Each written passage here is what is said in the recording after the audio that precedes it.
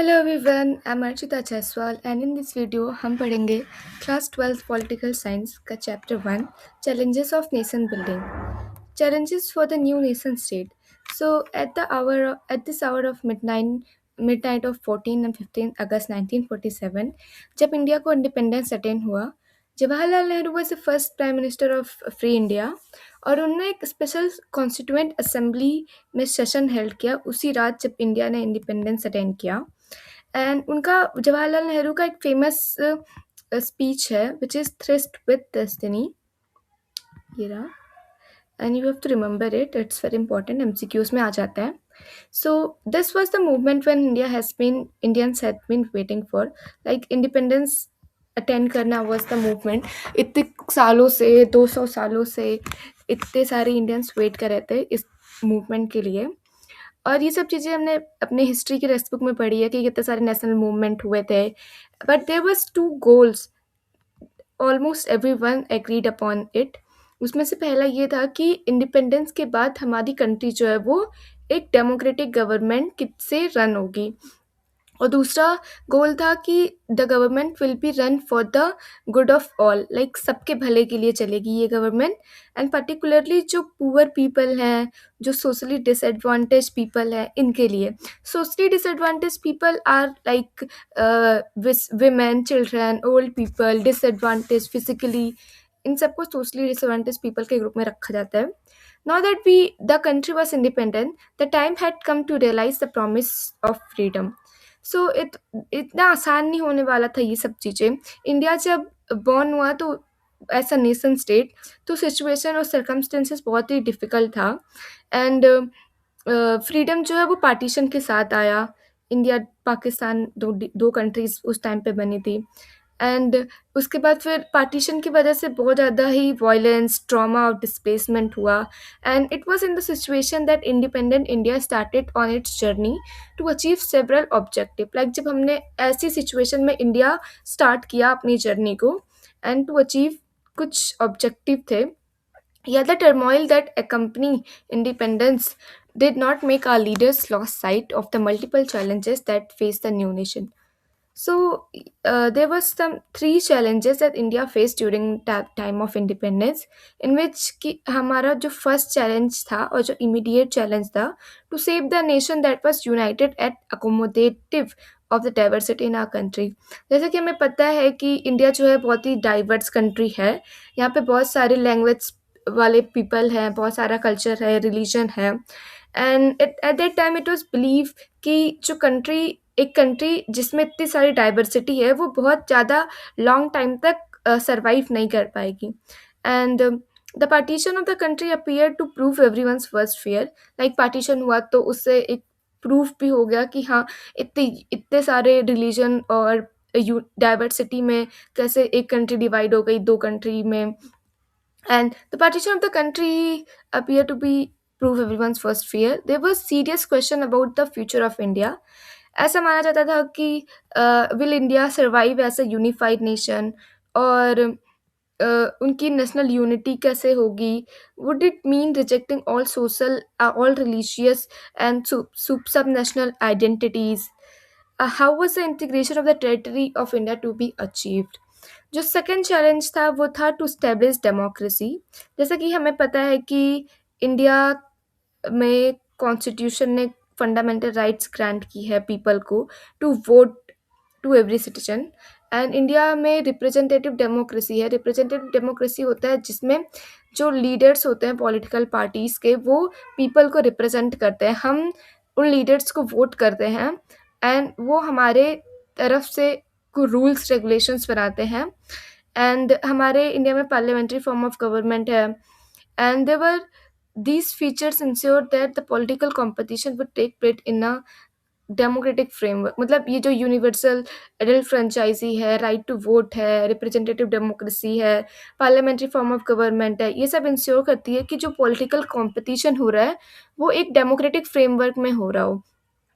और democratic constitution जो है एक नेसेसरी चीज़ है to establish a democracy, but sufficient नहीं है.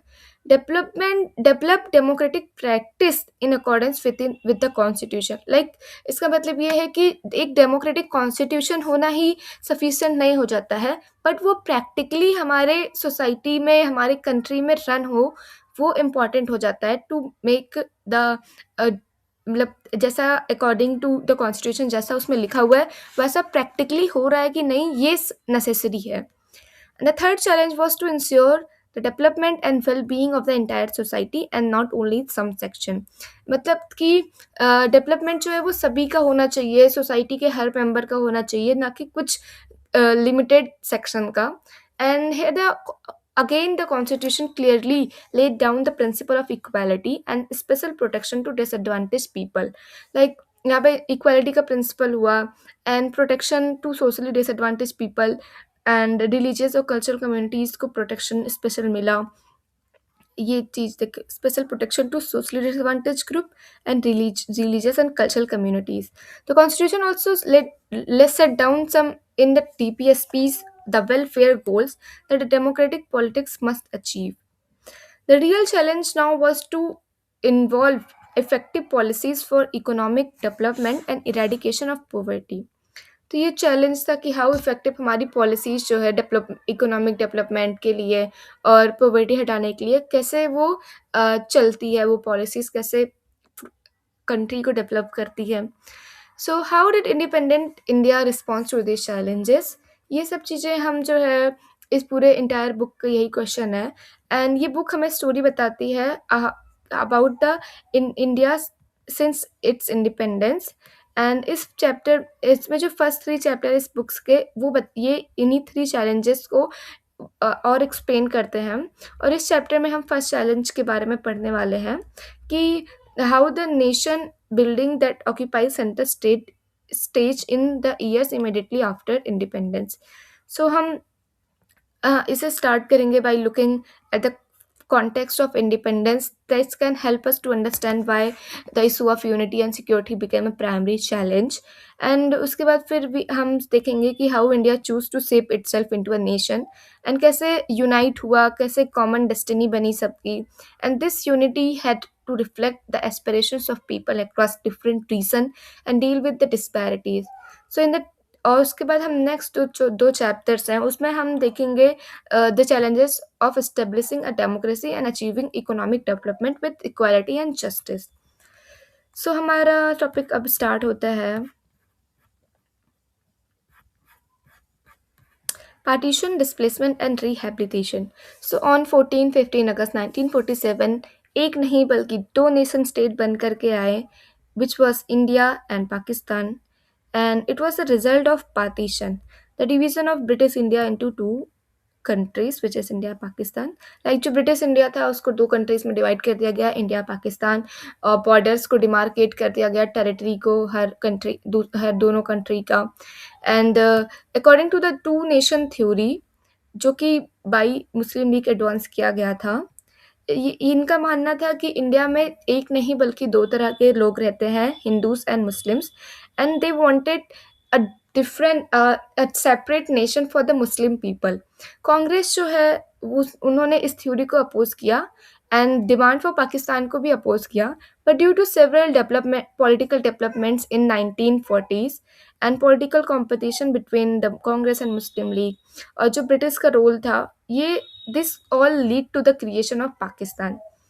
And now what was the process of partition? So it was decided कि India will be divided into 2 countries, India and Pakistan।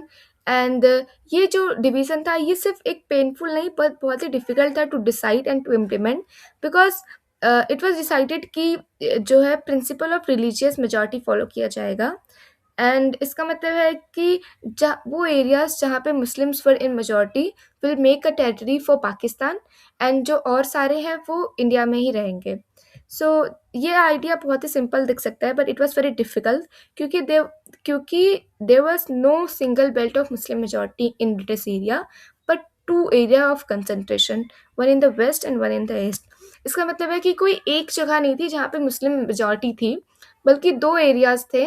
एक जो वेस्ट है हमारे इंडिया के वेस्टर्न साइड में which is now Pakistan, and one in the east which is now Bangladesh, पहले ये दोनों एक ही टेरिटरी थी which was Pakistan. So there no way these two countries can be join, इन दोनों को तो हम ज्वाइन नहीं कर सकते हैं.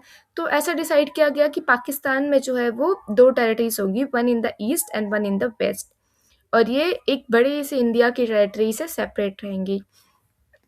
The second reason why it was very difficult to divide the nation was कि ऑल हर मुस्लिम मेजॉरिटी एरियाज जो है वो पाकिस्तान का पार्ट नहीं होना चाहती थी.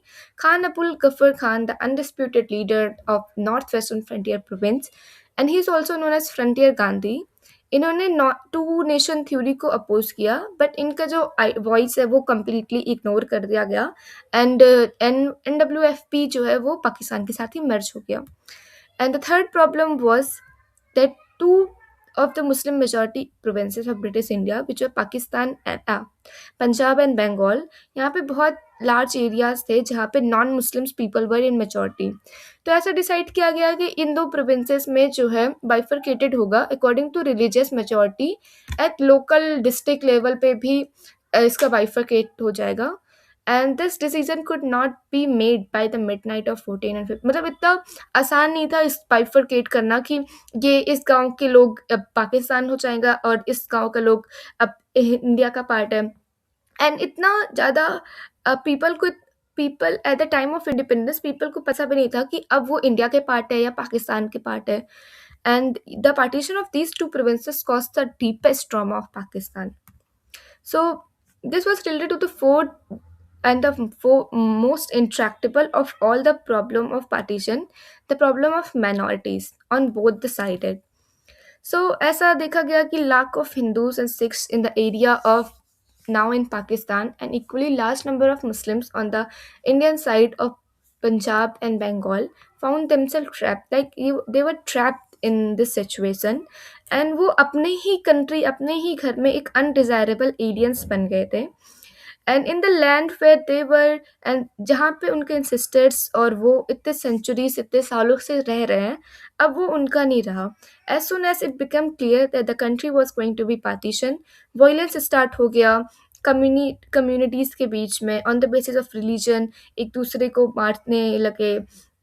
And initially the people and the political leaders keep hoping कि ये जो वायलेंस है वो टेम्परेरी है और ये बहुत ही जल्दी कंट्रोल हो जाएगा.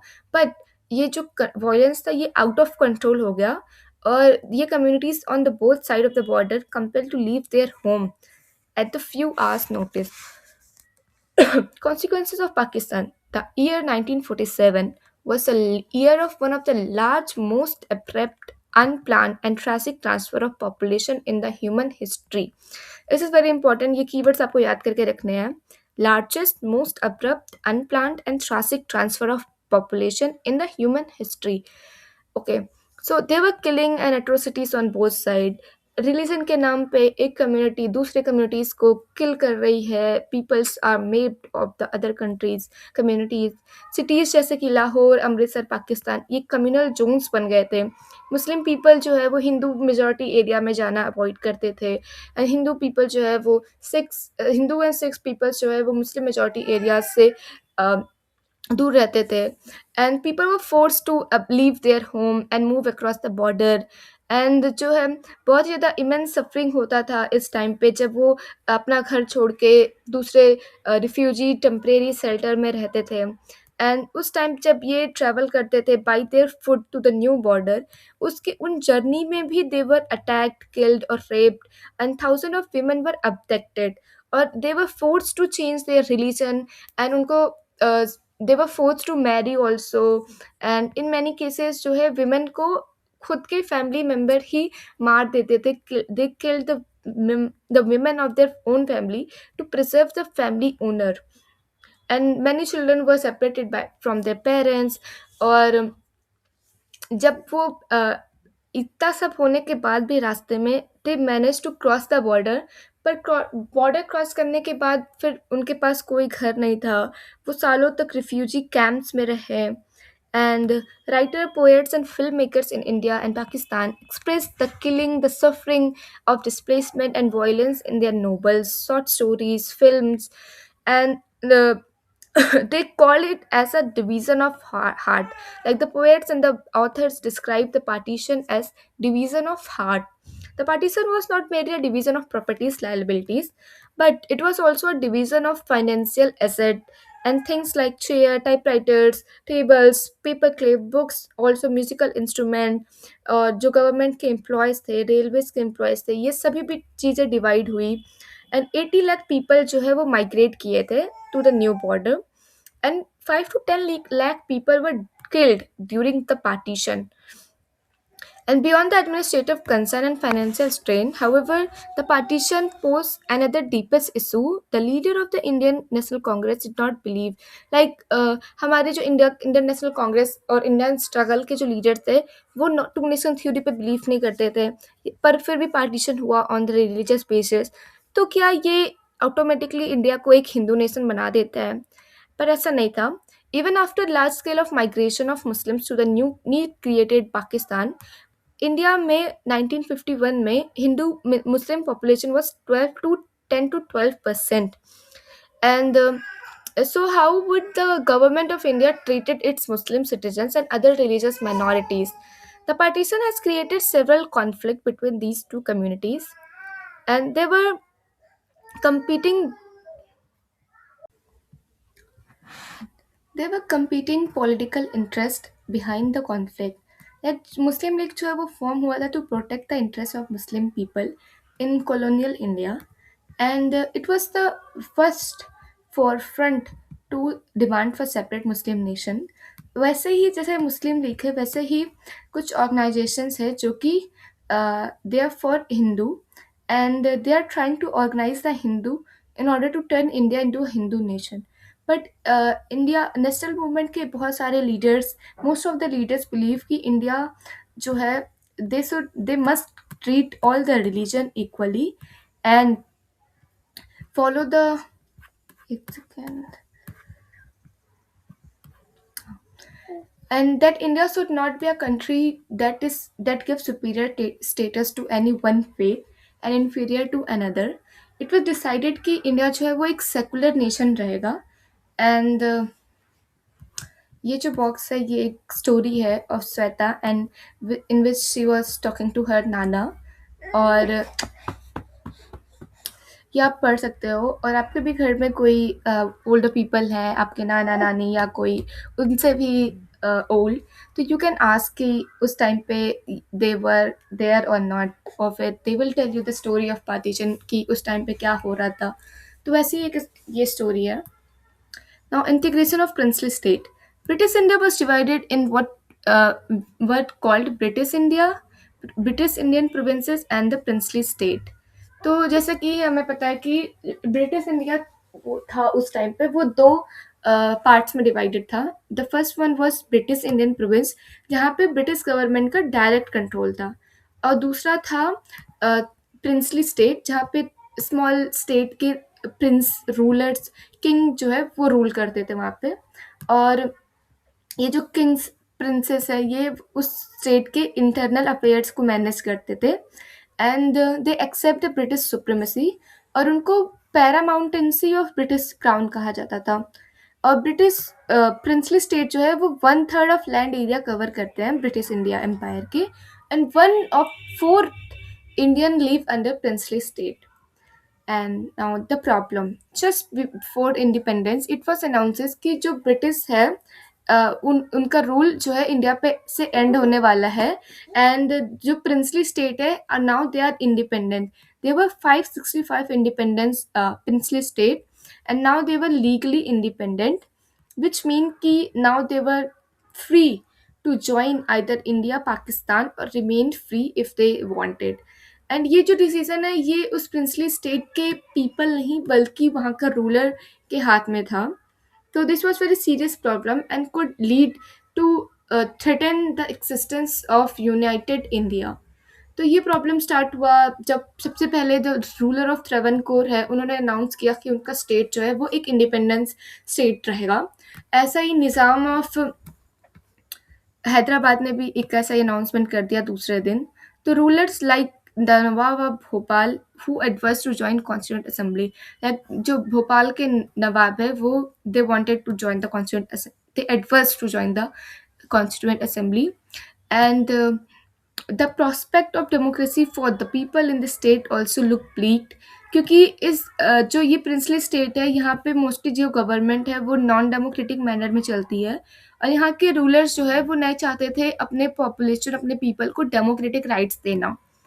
गवर्नमेंट्स अप्रोच, लाइक अब हम जानेंगे कि गवर्नमेंट ने कैसे अप्रोच करके इन सारे प्रिंसली स्टेट को यूनिट इंडिया का पार्ट बनाया। सो जो इंटरिम गवर्नमेंट थी उन्होंने under the Mountbatten, princely state were free to join at the India और पाकिस्तान। जो सरदार वल्लभ भाई पटेल थे वो इंडिया के फर्स्ट डिप्टी प्राइम मिनिस्टर थे और होम मिनिस्टर थे। इन्होंने बहुत ही हिस्टोरिक रोल प्ले किया to negotiate the rulers of this princely state firmly but diplomatically also. प्यार से थोड़ा समझा के कुछ उनको लालच दे करके they bring most of the princely state into Indian union. And ये आसान लग सकता है but it was very complicated task, and इसमें बहुत ही स्किल ऑफ परसुएशन की ज़रूरत थी। And they were almost 21 small state in today's Orissa. And Saurashtra region of Gujarat has 14 big states and 19 small states are numerous, and there were numerous other administrators. तो it was very difficult to हर किसी ruler के पास जाके 565 princely state थे उनके पास जा कर के नेगोशिएट करना।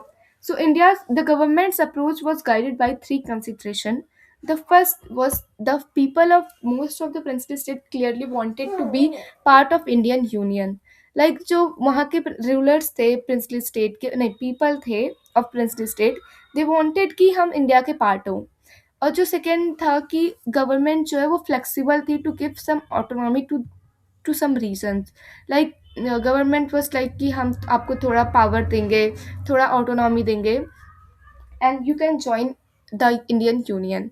And the third consideration was that in the backdrop of partition, which brought into focus the context of a demarcation of territory, the integration and consolidation of these territorial boundaries of nation assumed supreme importance. Now, before 15 August 1947, कुछ peaceful negotiation के द्वारा बहुत सारी territories जो है वो new अपने Indian union को ज्वाइन करने के लिए एक्सेप्ट कर लेती है by signing instrument of accession, which mean कि they are agree to become the part of union of India.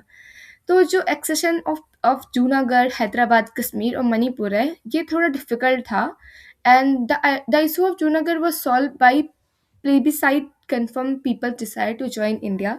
इसका मतलब है कि जो जूनागढ़ था वहाँ पे एक डायरेक्ट वोट हुआ कि देयर वाज लाइक कि प्लेबिसाइड को बोलते हैं like direct voting by the people कि if you want to join India और पाकिस्तान तो जॉइन इंडिया और remain independent, the people have must have voted for to join India. तो ऐसा करके Junagadh became the part of India. And हम कश्मीर के बारे में चैप्टर 7 में जानेंगे। एंड आगे के चैप्टर लाइक फर्स्ट आगे के जो टॉपिक है उसमें हम हैदराबाद और मणिपुर को पढ़ेंगे, that how they integrate into Indian union. So Hyderabad was the largest princely state and it was surrounded by Indian territory. Like India, like ये हैदराबाद जो है वो इंडिया के बीचों बीच है, लोग कहते हैं लाइक ये पूरा इंडियन टेरिटरी है एंड हैदराबाद एक बीच में पार्ट है। अगर हैदराबाद एक इंडिपेंडेंट नेशन बनता तो it must be very difficult to कि इंडिया के बीचों बीच या थोड़े से मिडल में ही एक दूसरी कंट्री है।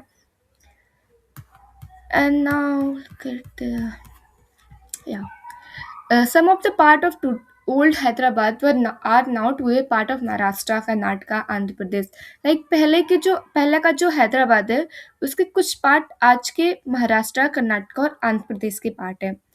हैदराबाद का जो रूलर था उसका टाइटल था निज़ाम, एंड ये वर्ल्ड का रिचेस्ट मैन था and he wanted independent status for Hyderabad.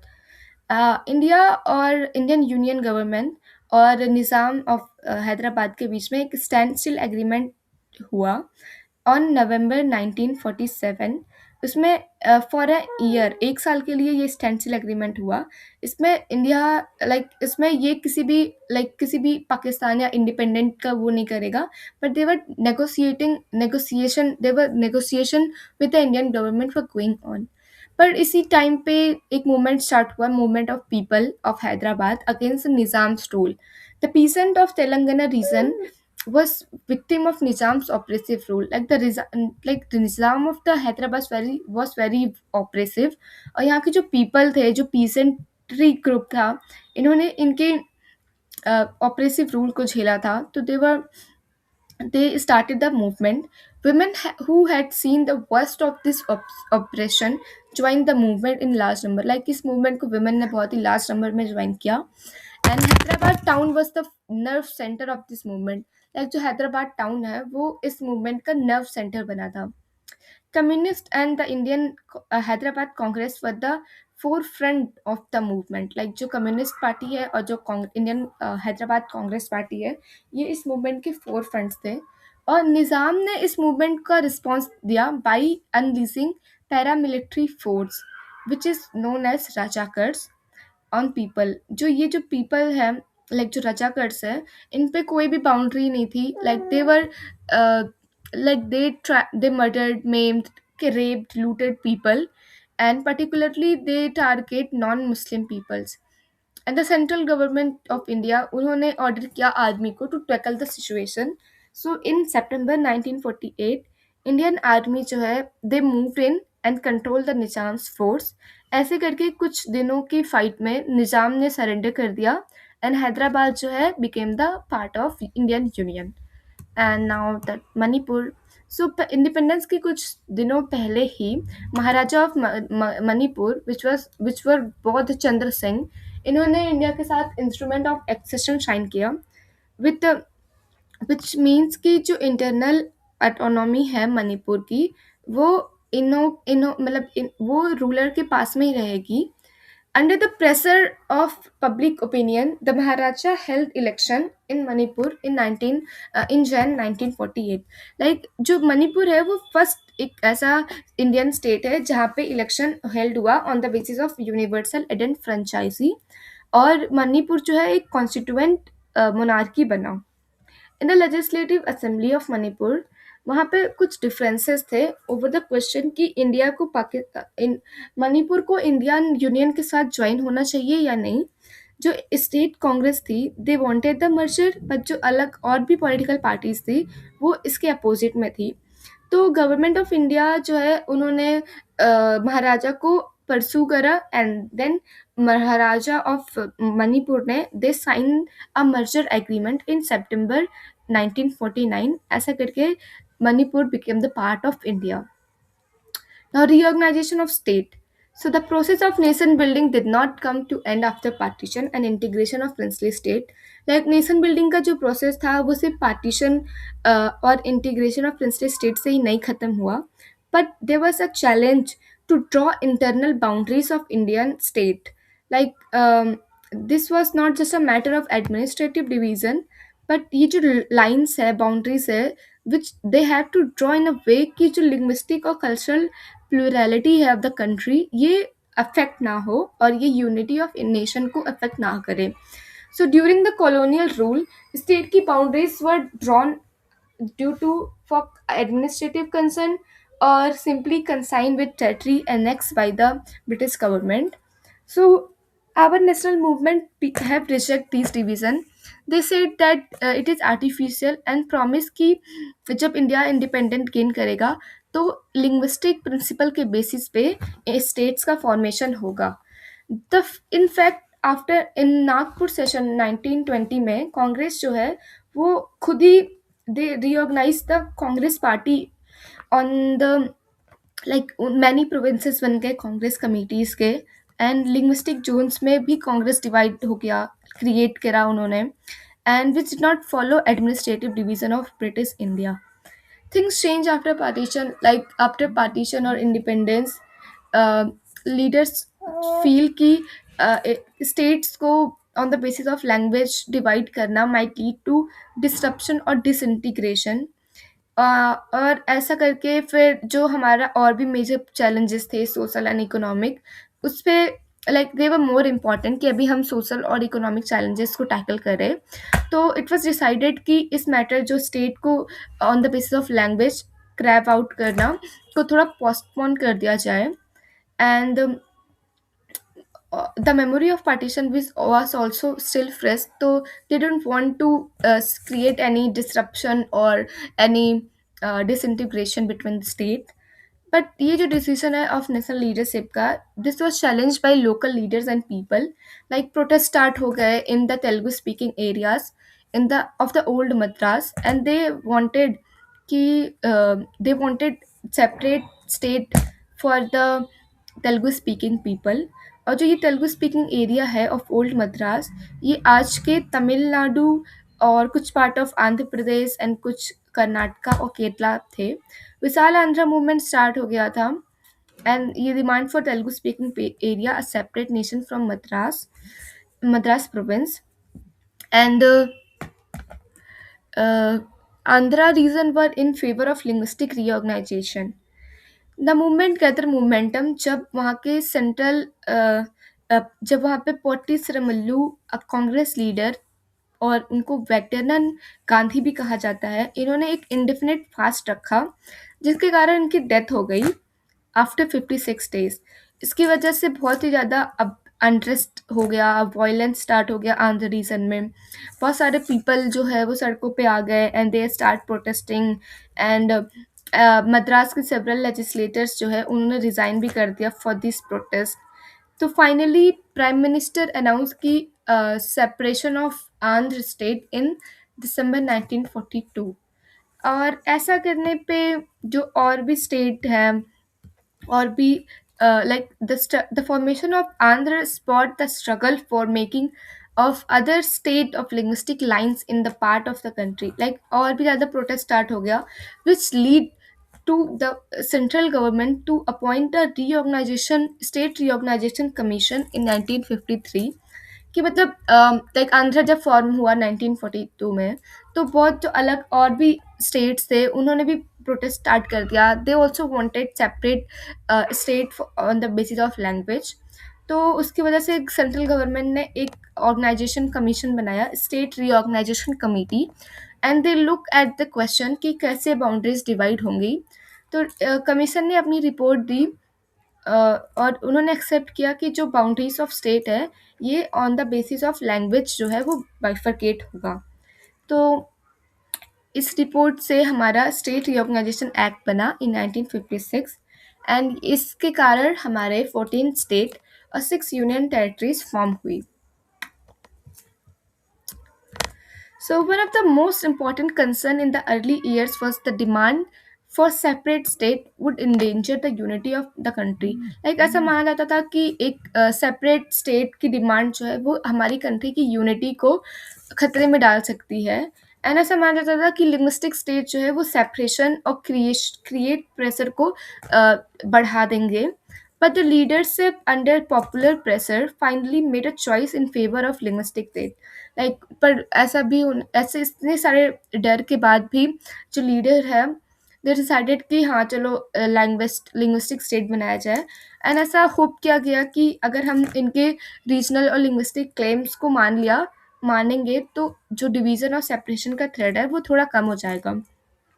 Besides, the accommodation of regional demand and the formation of linguistic state was also seen as more democratic। कि मतलब इस सब डिमांड्स और एकोमोडेशन और फॉर्मेशन ऑफ लिंग्विस्टिक स्टेट जो है वो एक और ही ज़्यादा डेमोक्रेटिक हो गया। एंड अब जब 50 साल हो गए हमारे लिंग्विस्टिक स्टेट के फॉर्मेशन को, और हम ऐसा कह सकते हैं कि ये जो मूवमेंट था for the formation of state, ये इसने डेमोक्रेटिक पॉलिटिक्स और लीडरशिप को एक इसके नेचर को चेंज करा ऑन द बेसिक वेज कि अब जो है वो पॉलिटिक्स और पावर जो है वो सारे लोगों के लिए ओपन है, and not just for the English speaking lead. Like जब लैंग्वेज के बेसिस पे स्टेट बना तो वहाँ के जो लैंग्वेज है, जो लोकल लैंग्वेज है, उसके जो लीडर्स हैं वो भी खड़े होकर के आए एंड दे गेन लीडरशिप। और लिंग्विस्टिक रीऑर्गेनाइजेशन ने give some uniform basis to redrawing the state boundaries, and it did not lead to disintegration of the country, but it strengthened the country's unity. So, above all, the linguistic state underline the acceptance of the principle of diversity. And when we say कि India adopt democracy, it does not only mean कि India के पास सिर्फ democratic constitution है. जब हम कहते हैं कि इंडिया है डेमोक्रेसी, इसका मतलब ये नहीं कि सिर्फ डेमोक्रेटिक कॉन्स्टिट्यूशन है, बट इट ऑल्सो मीन कि India adopt the formation it it इसका मतलब ये भी नहीं है कि सिर्फ इंडिया ने डेमोक्रेटिक इलेक्शन के फॉर्मेट को अडॉप्ट किया, but the choice was larger than this, and it was a choice in favor of recognizing and accepting the existence of different differences, and which could at the time oppose. So democracy was associated with plurality of ideas. Democracy जो है वो एक plurality के ideas से associate किया गया, and much of the politics in a later period was take place within this framework. Like जो India है, इंडिया है डेमोक्रेसी, इसका मतलब ये नहीं कि सिर्फ डेमोक्रेटिक कॉन्स्टिट्यूशन है या डेमोक्रेटिक इलेक्शन होते हैं, बट जो डेमोक्रेसी है इंडिया की, इसने हमारे डिफरेंसेस को, हमारे डाइवर्सिटी को भी एक्सेप्ट किया, और डेमोक्रेटी को प्लूरल ऑफ आइडियाज से एसोसिएट करके रखा. Now the creation of new state. So acceptance of principle of linguistic state, इसका सिर्फ ये नहीं कि ऑल स्टेट जो है वो उसी टाइम पे लिंग्विस्टिक स्टेट बन गए थे. देयर वाज सम एक्सपेरिमेंट जिसमें बाईलैंग्वेज स्टेट भी बना, Bombay state, consisting Gujarati and Marathi people. But कुछ मूवमेंट के बाद महाराष्ट्र और गुजरात क्रिएट हो गया, for Maharashtra for Marathi people and Gujarat for Gujarati people in 1960. And Punjab में भी दो लिंग्विस्टिक ग्रुप एक बने थे, उसमें से एक हिंदी स्पीकिंग पीपल थे, एक पंजाबी स्पीकिंग पीपल थे. And Punjabi speaking people demanded for a separate state, and but उन जो पंजाब है उसको सेपरेट स्टेट का दर्जा 1956 में ही नहीं मिला, but they wait for 10 years. और 1966 में जो पंजाब की टेरिटरी थी, which was divided into Haryana and Himachal Pradesh, and Punjab जो बचा था, जो remain territory remain Punjab itself.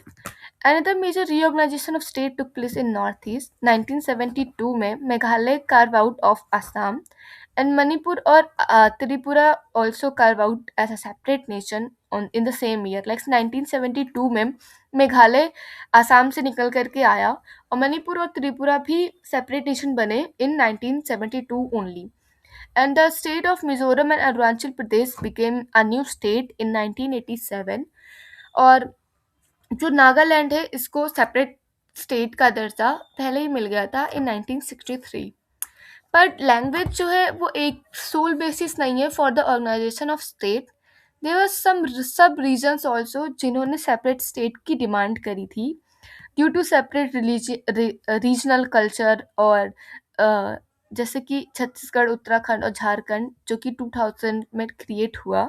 And यहाँ पे कोई लैंग्वेज का वो नहीं था कि डिफरेंट लैंग्वेज है तो डिफरेंट स्टेट बने, बट इनका जो सेपरेट कल्चर था, रीजनल कल्चर था, that was different. And Telangana जो है वो न्यूली स्टेट बना इन 2 जून 2014 में. So the story of reorganisation कभी ख़त्म नहीं हुआ. अभी भी कुछ ऐसे रीजन्स हैं इंडिया में जो डिमांड करते हैं for separate nation, separate state. जो विदर्भा रीजन है महाराष्ट्र का, और हरित प्रदेश है in the western region of Uttar Pradesh, and the northern region of West Bengal, they still demand for a separate state. So ऐसे करके हमारा चैप्टर जो है वो अब एंड हो गया. Now let's see some boxes जो हमारे को पढ़ना है. ये इसमें पॉटी श्री मल्लू को थोड़ा डिफाइन किया गया है.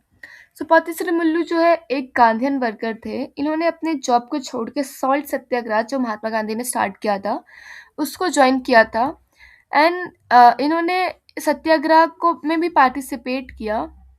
And he went on a fast in 1946. And उस टाइम पे ये इन्होंने डिमांड की कि जो दलित पीपल है उनको भी मद्रास के टेम्पल्स में एंटर करना अलाउ हो. एंड 19 अक्टूबर 1952 में जब इन्होंने विशाल आंध्रा मूवमेंट में अपने फास्ट रखा, which cause him to death. and he was died on 15 December 1942. Now let's look at another box. Let's see कहाँ पर है. Here it is it. So इसमें सरदार वल्लभ भाई पटेल को एक्सप्लेन किया गया है. So the leader of freedom movement, like he was a leader of freedom movement, और एक कांग्रेस लीडर थे एंड महात्मा गांधी के फॉलोअर थे and he was deputy prime minister and first Indian home minister of independent India and उन्होंने integration of princely state में बहुत ही major role किया है and he was also a member of important committees of Constituent Assembly on fundamental rights, minorities, provincial constitution. Now let's look at another box if there is. ये वही story है. It is not academic but ये मतलब एक story है श्वेता और उसके नाना की. हमारे पास एक और बॉक्स है इन विच महात्मा गांधी जी की डिटेल्स है. There it is. So on 15 अगस्त 1947 जब इंडिया इंडिपेंडेंस गेन किया, महात्मा गांधी ने किसी भी इंडिपेंडेंस सेलिब्रेशन में पार्टिसिपेट नहीं किया. ही वॉज इन कोलकाता जहाँ पे राइट्स और हो रहे थे between Hindu and Muslim and he was very sad because these communal violence and this communal violence disheartened the principle of ahimsa and satyagrah.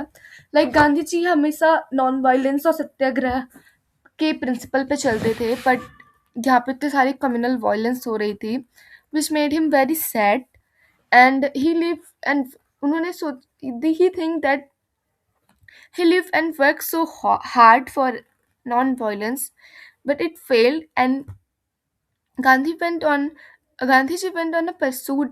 मतलब इन्होंने हिंदू और मुस्लिम्स को मनाया कि समझाने की कोशिश की to give up the violence और इनकी प्रेजेंस कोलकाता में थोड़ी इम्प्रूवमेंट भी लाई सिचुएशन में and people stop the violence for short time. पर ऐसा कुछ थोड़े समय के लिए हुआ और वायलेंस फिर से स्टार्ट हो गया between Hindu and Muslims and Gandhi ji went on a fast to bring peace. और अगले मंथ जो है गांधी जी दिल्ली गए जहाँ पे भी बहुत ज़्यादा लार्ज स्केल में वायलेंस हो रही थी and he was concern about ensuring that Muslim should be allowed to live in India with dignity and equal citizen. Like he was concern about Muslim people that उनको भी India में रहने का हक होना चाहिए with the equal as a equal citizens. And उनका एक और कंसर्न था about the relation between India and Pakistan and he was not happy with कि जो इंडियन गवर्नमेंट है इनका डिसीजन था to not honour financial commitments to Pakistan. Like जब इंडिया पाकिस्तान का डिवीज़न हुआ तो जो एसेट्स हैं फाइनेंशियल एसेट्स हैं उसको भी डिवाइड होने की बात हुई बट जो इंडियन गवर्नमेंट है उनका डिसीजन पाकिस्तान को to not honour its financial committee it said it cause to make the Mahatma Gandhi unhappy. And with all this in mind, he undertook what turned out to be his last fast. Like 1948 Jain में इन्होंने एक fast रखा जैसा कि उन्होंने कोलकाता में रखा था एंड इसका बहुत ज़्यादा इफ़ेक्ट हुआ. कम्युनल टेंशन एंड वायलेंस कम हो गया. Muslims of Delhi and surrounding areas में जो वो अपने घरों में सेफली पहुंच गए एंड गवर्नमेंट ऑफ इंडिया जो है वो भी उन्होंने भी डिसाइड किया to give its due to Pakistan. And Gandhi ji is action however not like by all. Like इनका जो महात्मा गांधी जी का जो ये एक्शन है लाइक ये सभी को पसंद नहीं आया. Extremist in both communities blame him for their condition. Like जो हिंदू कम्युनिटी और मुस्लिम कम्युनिटी उसमें जो कुछ एक्सट्रीमिस्ट थे they blame Mahatma Gandhi for the situation at that time. And on his evening prayer on 30 Jan 1948, one of the extremists Nathuram Vinayak Godse, he walked in and killed Mahatma Gandhi during his evening prayer in Delhi, and he fired 3 bullets in him and killed him instantly. And ऐसा ही जो है एक life long struggle for truth non violence and tolerance ended. So that's it for the chapter. And I think मैंने सारी चीज़ें cover कर ली हैं। Let's see कि कुछ बचा है कि नहीं।